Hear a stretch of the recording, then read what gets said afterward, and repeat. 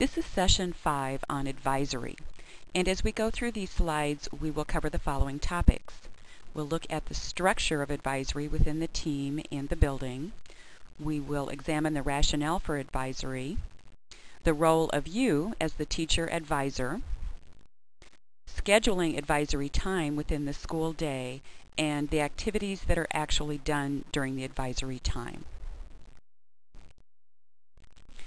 In a well-developed advisory program, each teacher on the team will be responsible for a group of advisees, a subset of the team of students on their team that they themselves are responsible for, so that there is one adult that each student on the team knows is looking out for him or her. Ideally, these are smaller groups in number than in a regular classroom. So let's say you have 4 teachers on your team and you have 100 students on your team. That would be 25 to 1, 25 students to 1. And as you're doing your content teaching and your regular instruction, you will probably have groups of about 25 each that you're working with. However, in an advisory program, we would hope to see less than 25. Really, 15 to 18 would be a very good number. The problem is, how do we do that? One of the things that schools have done is to use other certified personnel within the building in order to serve as advisors. So you have your teachers who perhaps teach foreign language or computers, PE teachers, music teachers. If they're certified teachers, they can function as advisors. Administrators also can, and in fact, a few years ago I talked to a middle school principal who regularly served as an advisor to a group of advisees at the 8th grade level. You can see why 8th grade would be a good grade level for an administrator to work with, because the 8th graders have been in the building a while, they know the principal. It might be a little intimidating for that to happen in 6th grade. Now obviously, if you have a setup like this, advisory will have to happen at the same time for absolutely everyone in the building for all of those teachers to be available. It cannot be a schedule where when you have an advisory time within your team, some kids are gone to music or PE or whatever. It can't be that mixed schedule. Everybody across the board has to be participating in advisory for it to work to use the other certified personnel. But it can work very nicely. If that won't work, then you just have the larger numbers of advisees, but still that's better than no advisory program at all. Each student on your team knows that there's one teacher that's responsible for them, much like when they were in elementary school. Okay, what is the rationale for an advisory program?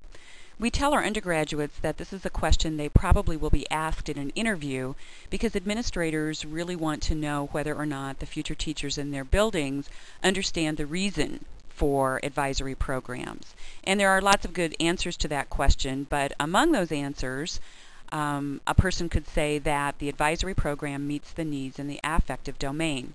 The affective domain focuses on all of those self-concept, self-esteem, attitudinal kinds of issues that are sometimes ignored within the context of school, although we know those are very important in the lives of young adolescents. The advisory program, especially a well-developed one, is the component in middle school philosophy above the others that focuses on the affective domain. We could also return to that issue of personal development, that kind of overriding issue. We talked about it with curriculum, but we've also talked about it more generally. That should be a real focus for the young adolescent, that issue of their own individual personal development. Advisory helps them do that. And as we talk about some of the activities later, you'll see how that happens.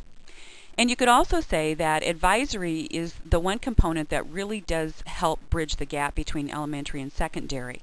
We've talked about the fact that middle school as a concept is designed to bridge that gap between elementary and secondary, but advisory does that even more specifically. Because the advisory groups are smaller, they mimic the elementary setting a little better, and there's that individual attention that elementary kids often get from their teacher. And so it's the one very specific thing within the whole concept of bridging the gap, the whole concept of transition, that really helps accomplish that. The role of the teacher advisor is varied, but it all comes back to supporting individual students. For example, it is your responsibility as the advisor to know each of your own advisees individually. There should be one person in the building that knows each student better than anybody else, and that student should know that. Secondly, it is your role to act as the liaison between home and school. Your advisees' parents will know that you are the advisor for that group of students. And so let's say, for example, that parents wanted to set up a meeting with the team. Those parents would understand that you are going to be the contact person for that as their child's advisor. And so they would contact you, and then you would take it to the team and set that meeting up. So you are the go-between or the liaison between home and school. You also would be the one to refer students, the ones that are your advisees, to resource personnel. For example, as part of your team meetings, maybe your team of teachers has concluded that a particular student needs to be referred for some observation, for their testing, maybe possibility for the gifted program, whatever it might be, and you are the advisor for that student. You would be the one then to actually do that referral process, including the paperwork. You would also implement activities as planned by the teams. We talked earlier about one of the things that teams of teachers might be doing during their team meetings is planning advisory activities. Once those are planned, each teacher or advisor takes those activities and then actually implements them with their advisees. And this last one is probably the more important one. Act as an advocate for each advisee. Every student in the building needs to know that there's one adult who is acting as their advocate. In traditional junior highs, it's very possible that kids go through an entire day or a series of days or even a couple of weeks, unfortunately, with no adult speaking directly to them. And that really should not happen during those young adolescent years especially. And it will not happen if you have a well-run and well-developed advisory program. Scheduling advisory time is sometimes an issue within the school day. If the advisory program is valued, there should be time built in to do advisory every day. When during the day? Honestly, that's going to be dictated by your schedule if we're really honest about it. And teachers do have their own preferences anyway. Some teams of teachers really prefer to have advisory first thing in the morning. And if students come to school with issues from the evening before or whatever, you can kind of get those resolved and they can start the day in a positive way and they're fresh, hopefully, that kind of thing. Some teachers like it at the end of the day, kind of for the same reason. They can kind of debrief from the day. If things happen during the day, they can kind of resolve those, talk about those before you send kids off for the rest of the day and the evening. The middle of the day is sometimes not a great idea. Before lunch or after lunch, there's all kinds of issues there. But quite honestly, you'll take what you can get within the schedule. One of the other reasons not to have it at the end of the day, quite honestly, is when there's early dismissals, oftentimes schools will just cut the advisory. And that sends a very clear message that it's not very important. I would prefer to have it first thing in the morning as well, but we don't always have that luxury. How often during the week? Advisory really should happen every day. If I had to choose, however, between 3 days a week for 45 minutes or 50 minutes and every day of the week for 20 minutes, I would probably take the 3 days a week. I would rather have a lengthier period of time with the students to do more substantial things. The ideal would be to have 45 or 50 minutes every day of the week. And we talked about this a little bit already. What length of time per session? You really need a substantial amount of time. If you have the 20-minute period of time, what often ends up happening is all you get done are some kind of housekeeping details. It becomes very much like a home room kind of atmosphere. And that is not the intent of the advisory time that you have with students. What actually happens during the advisory time? In these last two slides, we're going to look at several different activities that can take place during advisory. They don't all take place all the time, obviously, but these are the things that teams of teachers can plan together and choose from. It's absolutely okay to spend a little bit of time at the beginning taking care of those housekeeping details, much like teachers in the team meetings. It's a good idea here as well to set a time limit, 5 minutes to for example, collect the permission slips for the field trip, make announcements, those kinds of things. Discussions are a great thing to do during advisory.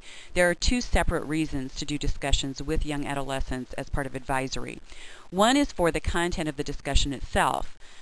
Middle school kids love to talk about things. They love to talk about current issues. They love to talk about things that are important to them.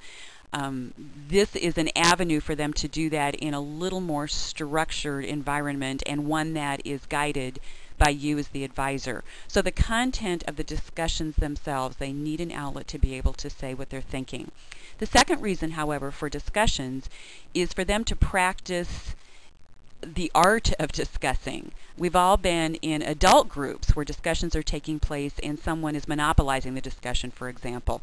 This is a good place for students to learn how to take turns when there's discussion, how to ask each other to clarify or to restate things, to voice different opinions in a respectful way. All of those kinds of things that go along with good discussion can be an objective as part of having discussions in advisory.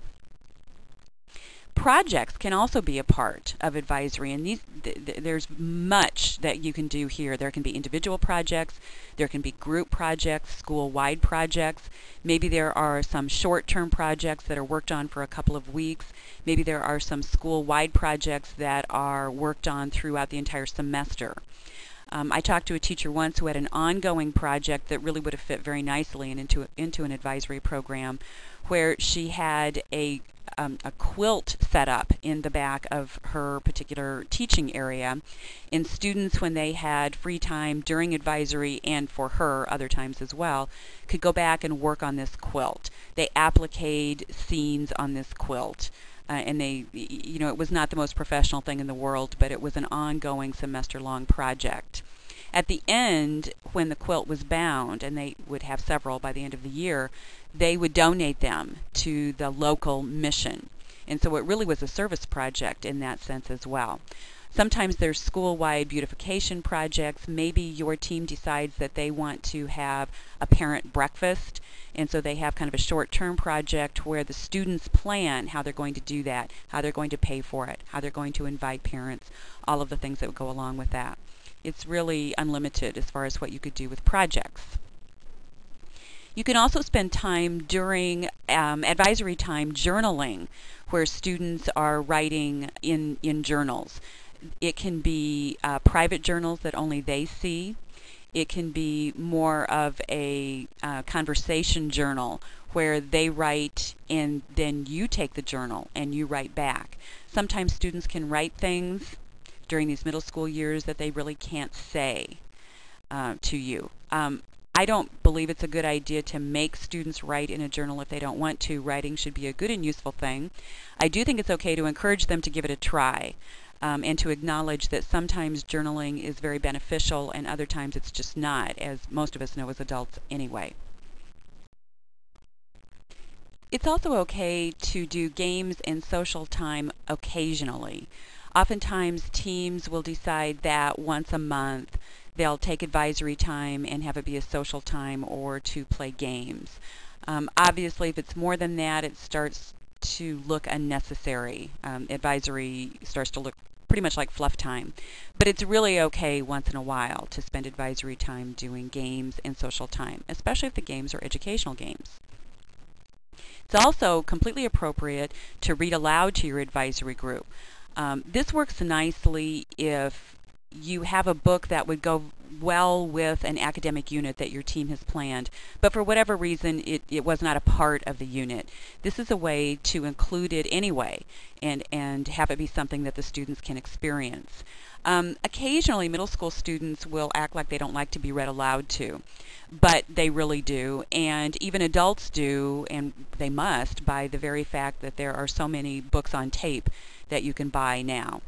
And I know teachers that will just talk about that very issue with their students in order to kind of bring them around to being read aloud to. Teachers do need to be able to read aloud well to make this work. Let's go back to the example of a book that goes along with a unit. It may be that you spend some time, 10 minutes, 15 minutes, every day reading aloud from this book until the book is finished.